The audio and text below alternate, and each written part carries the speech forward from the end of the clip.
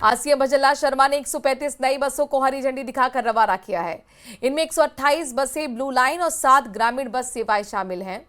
इस बार साधारण बसों को आधुनिक फीचर से सजाया गया है।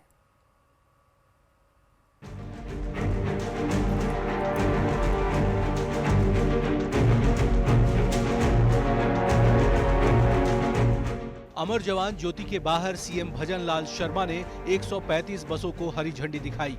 बसें यहां से अलग अलग डिपो के लिए रवाना हो गई। इनमें ब्यावर, भीलवाड़ा, अनूपगढ़ और हनुमानगढ़ जैसे डिपो शामिल थे। इस बार बसों में फोन चार्जिंग से लेकर पैनिक बटन तक दिया गया है। खास तौर पर महिला सुरक्षा का विशेष ख्याल रखा गया है। ऐसे कई रूट्स शामिल हैं जहां पर बसों की कमी हो गई थी। अब वहां भी लोगों को फिर से सफर की सहूलियत मिल सकेगी। 128 बसें तो हमने हमारी 3x2 ब्लू लाइन एक्सप्रेस दी शामिल की। इसके अलावा ग्रामीण परिवहन की जो 7 बसें आज हमने शुरू करी, ये बहुत बड़ा चेंज है और बहुत रेवोल्यूशनरी चेंज है, क्योंकि पहले हम बीजीएफ देते थे, हम चलाने के लिए प्राइवेट को हम पैसा देते थे, लेकिन ये रेवेन्यू शेयरिंग में ये बसें जो हैं अब हमें बस देंगी। तो ये 360 टर्न अराउंड हुआ है पूरा का पूरा सिस्टम, और हमने 7 ब्लॉक में आज से शुरू माननीय मुख्यमंत्री महोदय के कदमों द्वारा शुरू करवाया है। आज के बेड़े में 7 नई ग्रामीण बसें भी शामिल की गई हैं। ये बसें गांव ढाणी जैसे दूर दराज इलाकों में जाएगी, जहां सफर के साधन न्यूनतम हैं। यानी छोटे गांवों को निकटवर्ती जिलों से कनेक्ट करेगी और फिर वहां से यात्री किसी भी दूसरी जगह के लिए बस ले सकेगा। ये प्रसन्नता का विषय है कि माननीय मुख्यमंत्री द्वारा पिछले 1 महीने में 300 से अधिक बसों का शुभारंभ किया गया है और 2 तरह की सेवाएं इसमें शुरू हो गई हैं। 3x2 जो हमारी बसें हैं वो 288 आई हैं, 12 वॉल्वो आई हैं और आज माननीय मुख्यमंत्री के कर कमलों द्वारा ग्रामीण बस सेवा जो आपणी बस के नाम से है वो शुरू हुई है। जो ग्राम पंचायतें अभी तक बस सेवा से, रोडवेज की बस सेवा से जुड़ी हुई नहीं थी, वो शुरू की गई हैं रेवेन्यू शेयरिंग मॉडल में। एक बिल्कुल नया एक्सपेरिमेंट है जो पूरे भारत में शायद पहली बार हो रहा है, जिसमें प्राइवेट ऑपरेटर कमाकर रोडवेज को पैसा देगा, क्योंकि और हमें उम्मीद है कि जैसे ही ये पायलट सफल होगा तो हम 300 से अधिक रूट्स पे इस मॉडल को रवाना कर सकें। इस बार रोडवेज का रेवेन्यू मॉडल पूरी तरह से बदल दिया गया है। ये बसें सरकार की खरीद की नहीं है, बल्कि प्राइवेट फर्म को बिडिंग के जरिए दी गई हैं। बसों पर पूरी तरह से प्राइवेट मालिकाना हक होगा, लेकिन प्रॉफिट रोडवेज को मिलेगा। रोडवेज की तमाम शर्तों को पूरा करने के बाद बसों को बेड़े में शामिल किया गया है। ये बसें सरकारी नियम और सरकार की निगरानी में चलेंगी। उम्मीद की जा रही है कि इस बार बसों की सर्विस बेहतर होगी, क्योंकि प्राइवेट फर्म पर खुद कमाने के अलावा रेवेन्यू देने का भी दबाव होगा। 135 बसें शामिल की गई हैं। इनके अंदर Beawar depot, Bhilwara depot, Anupgarh depot, Hanumangarh depot, यानी ऐसे डिपो को लिया गया है जिनके अंदर पहले से बसों की कमी चल रही थी। कैमरामैन मान सिंह के साथ आसिफ खान, न्यूज़ 18 जयपुर। अपर जिले के मसूदा में राजस्थान भील समाज विकास समिति की बैठक डांगेश्वर महादेव मंदिर में आयोजित की गई। बैठक की बाद ही सभी भील समाज की ओर से रैली का आयोजन भी हुआ, जिसमें समाज के उत्थान और शिक्षा को लेकर जागरूक किया गया। राणा पूजा जयंती समारोह में बोलते हुए गोंगदा विधायक प्रताप लाल भील ने समाज बंधुओं को संबोधित किया। कहा कि शिक्षा एक मात्र उपाय है जिससे आगे बढ़ सकते हैं। ये जो राणा पूजा की जयंती है वो लगभग मेरे ख्याल से 2007 या 8 में 8 के बाद में हमने वहाँ गोकुला में प्रथम सभा की थी। इसमें हमारे नारूलाल जी भी आए थे, आप भी बता रहे थे, चित्तरलाल जी हमारे झालावाड़ वाले वो भी आए थे। खबर जयपुर के आमेर से है, जहां पर जयसिंहपुरा कोर में स्थानीय विधायक के खिलाफ जनता का आक्रोश सड़कों पर नजर आया। कल्याण नगर से काका कॉम्प्लेक्स तक निकाली गई जन आक्रोश रैली में क्षेत्र की बड़ी संख्या में स्थानीय लोग भी शामिल हुए। रैली के दौरान लोगों ने विधायक बालमुकुंद आचार्य के खिलाफ जमकर नारेबाजी की और अधूरे पड़े विकास कार्यों पर नाराजगी भी जाहिर की। क्षेत्रवासियों का कहना है कि छापर रोड की नाली और सड़क निर्माण कार्य लंबे समय से अधर में लटके हुए हैं। टूटी सड़कें हैं, जर्जर नालियां हैं, जिसकी वजह से आए दिन लोगों को आने जाने में दिक्कतें होती हैं।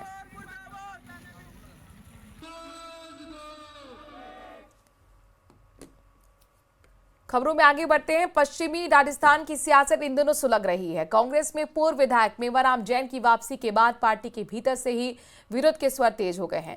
पहले सांसद उमेदराम बेनीवाल ने दो टूक कहा कि चरित्रहीन ही नहीं, कहीं जगह है ही नहीं, और अब बायतू विधायक हरीश चौधरी ने भी बिना नाम लिए चरित्र और समझौते की राजनीति पर बड़ा वार कर दिया है। दो दिग्गज नेताओं के तीखे तेवरों ने कांग्रेस के भीतर सियासी गर्मी को और बढ़ा दिया है। इसे समझने के लिए ये रिपोर्ट देखिए।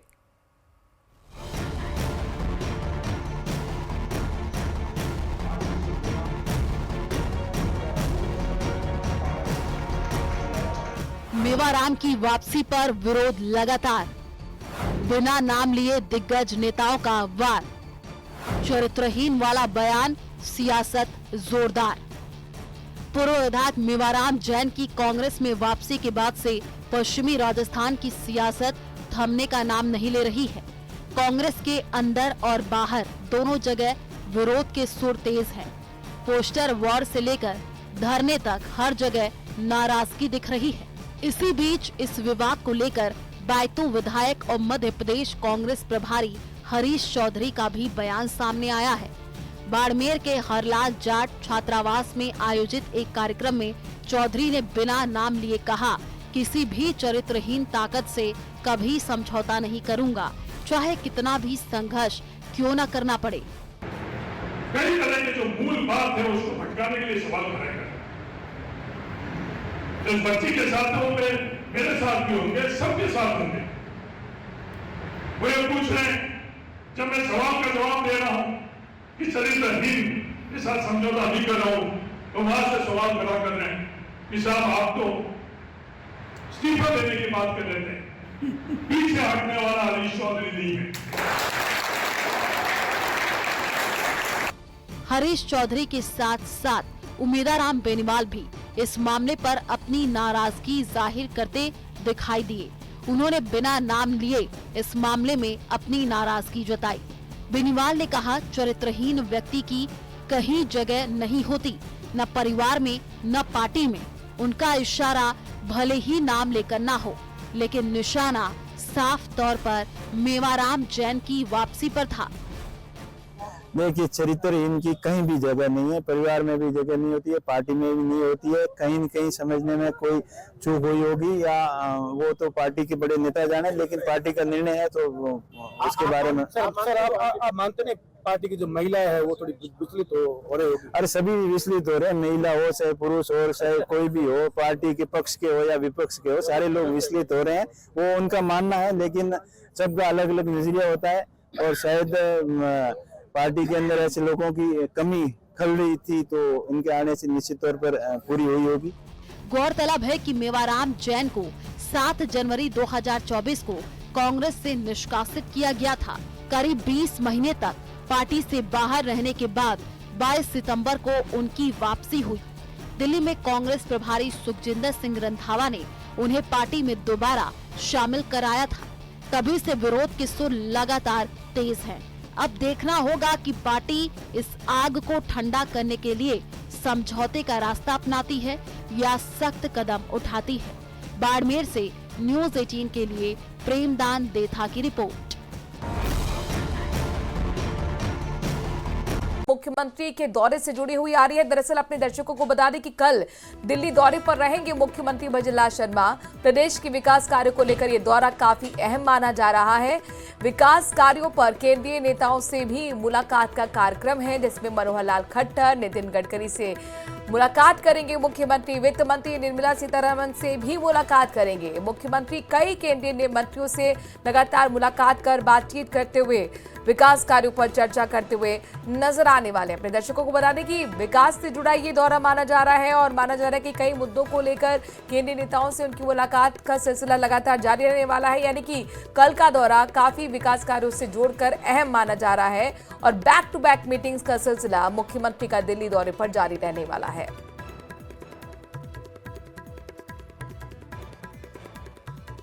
कोटपुतली की बैरोड से बड़ी खबर है, जहां पर हाईवे पर निर्माण कंपनी की लापरवाही सामने आई है।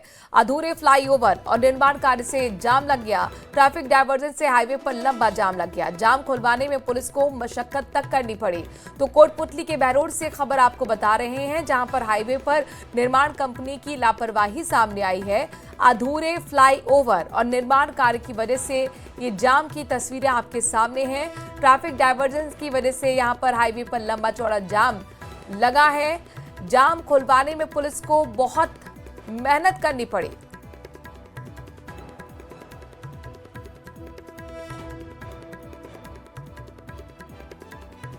तस्वीरें देखकर आप अंदाजा लगा सकते हैं कि कितना लंबा ये जाम है। कई किलोमीटर तक ये जाम, जहां पर आपको हर तरफ व्हीकल्स खचाखच भरे हुए नजर आ रहे हैं और कई घंटे को ये जाम रहा है। दरअसल यहां पर हाईवे पर निर्माण कंपनी की लापरवाही कही जा सकती है।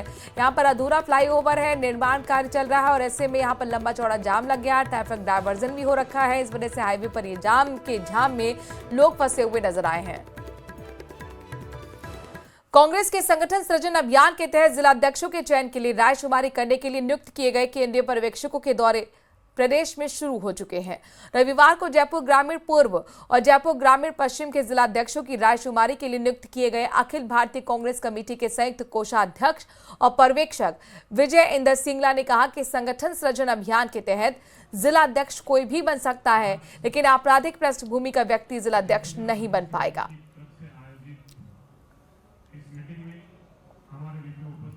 ऐसा सोचना है कि अगर हमें 55 साल के लगभग 55 साल तक की उम्र के हमारा कोई साथी अच्छा मिल जाता है, 55, 56, 57, तो हमारे को उसको प्रेफरेंस देना है।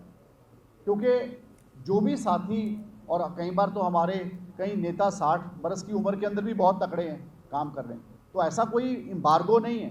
बात तो ये है कि एक मजबूत व्यक्ति के ऊपर फैसला हो, उसको जिम्मेवारी मिले, जो आदमी सारे जिले के अंदर पार्टी की मजबूती के लिए काम कर सके।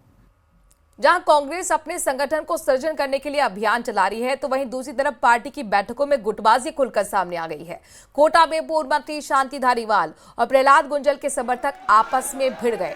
नारेबाजी की भी दोनों नेताओं की बैठक बताया जा रहा है कि छोड़नी पड़ी है उन दोनों नेताओं को। तो वहीं अजमेर में देखिए हालात, तस्वीरें देखिए, गहलोत और सचिन पायलट के समर्थकों में हंगामा हो गया।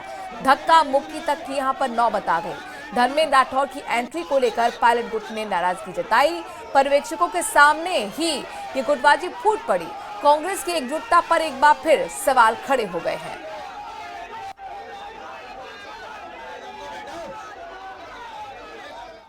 एआईसीसी के निर्देश पर चलाए जा रहे संगठन सृजन अभियान के तहत भीलवाड़ा जिला कांग्रेस शहर और ग्रामीण की एक महत्वपूर्ण संगठनात्मक बैठक को जिला कांग्रेस कार्यालय में संपन्न किया गया। बैठक में स्पष्ट संदेश दिया गया है कि नया जिलाध्यक्ष किसी नेता की सिफारिश पर नहीं, बल्कि कार्यकर्ताओं की आम राय और संगठन चलाने की योग्यता के आधार पर ही चुना जाएगा।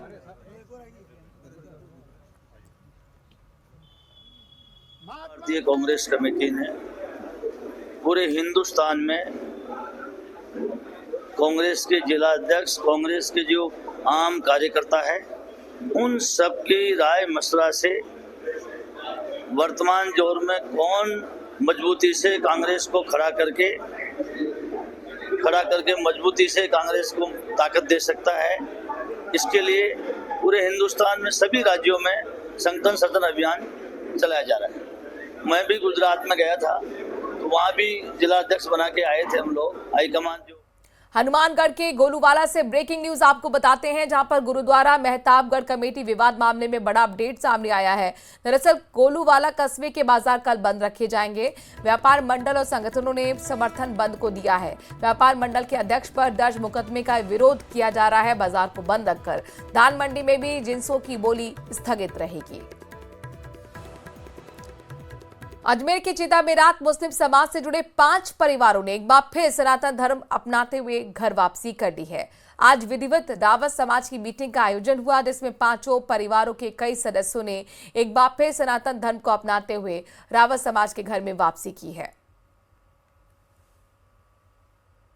सर्कल बोराज जो हमारे 7 गांवों की सर्कल है, जिसमें बोराज, काजीपुरा, हाथीखेड़ा, खरेकड़ी, अजयसर और लोहागल ये 7 गांव आते हैं। इनके समक्ष खरेकड़ी के जो 5 परिवार थे वो चीता मेरात समाज में चले गए थे, भूलवश किसी कारणवश चले गए थे। अब उन्होंने हमारे समक्ष, समाज के समक्ष ये उनका रखा कि हम वापस से हिंदू धर्म, सनातन धर्म अपना के रावत समाज में आना चाहते हैं। बहुत बढ़िया लगा हमारे को। हमने तो वैसे ही पहले रावत समाज में बच्चों की शादी सारी रावत समाज में कर रखी मैंने, और किसी कारण से बुजुर्गों ने मतलब कोई चीज़ मान ली और अब हम वापस मतलब रावत समाज में मतलब शामिल हो गए और हमारा परिवार सारा रावत समाज से बहुत मतलब संतुष्ट है और हम भी रावत समाज में रहकर बहुत खुश हैं। मासूमों की मौत पर सियासत गरमा गई है। प्रदेश सरकार के खिलाफ कांग्रेस ने राजधानी जयपुर में जन आक्रोश रैली निकाली, जिसमें कांग्रेस के बड़े नेता और कार्यकर्ता बड़ी संख्या में बैनर पोस्टर लेकर सड़कों पर उतरे और सरकार के खिलाफ जोरदार प्रदर्शन किया गया।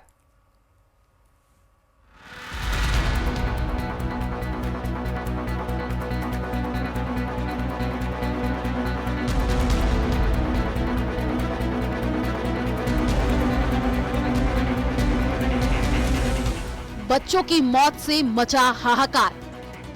राजधानी में कांग्रेस ने भरी हुंकार। दवा के नाम पर जहर बांट रही सरकार। कफ सिरप से मौत को स्वास्थ्य मंत्री कर चुके हैं दरकिनार।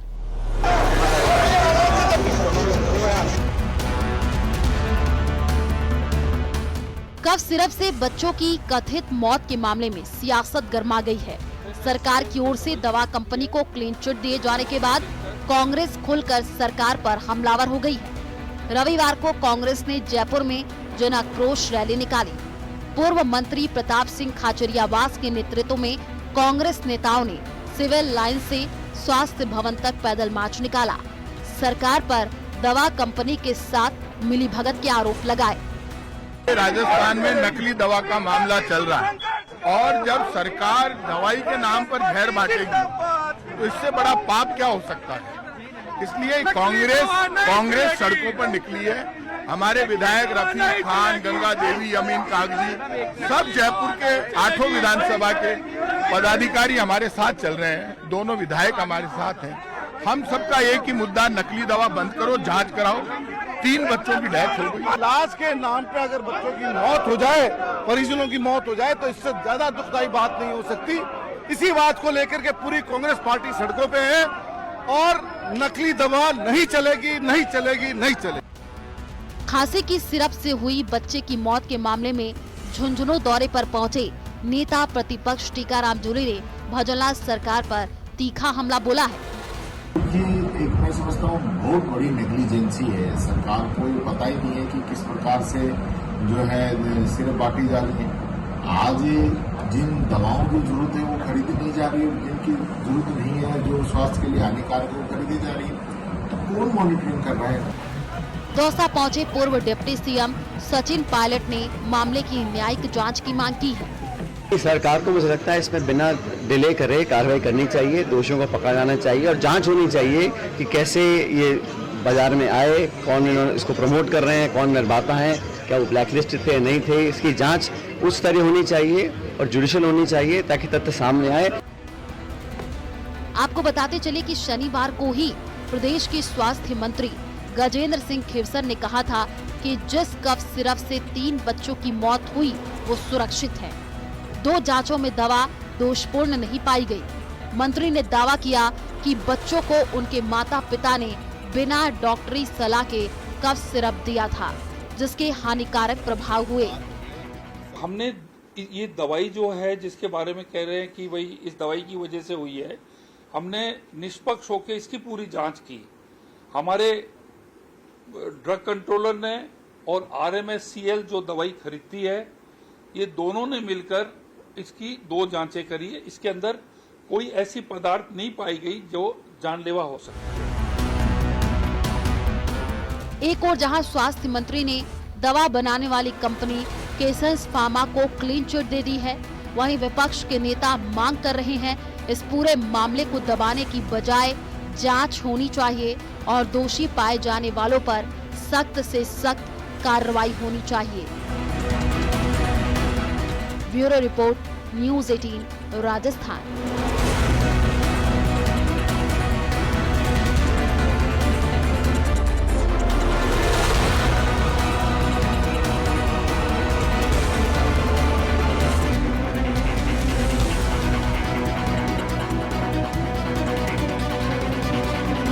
उधर बाड़मेर के एक दिवसीय दौरे पर पहुंचे केंद्रीय मंत्री गजेंद्र सिंह शेखावत ने बच्चों की मौत के मामले में बड़ा बयान दिया। कहा कि पूर्व मुख्यमंत्री अशोक गहलोत को याद रखना चाहिए कि उनके राज में एक ही हॉस्पिटल में 27 प्रसूताओं की मौत हुई थी।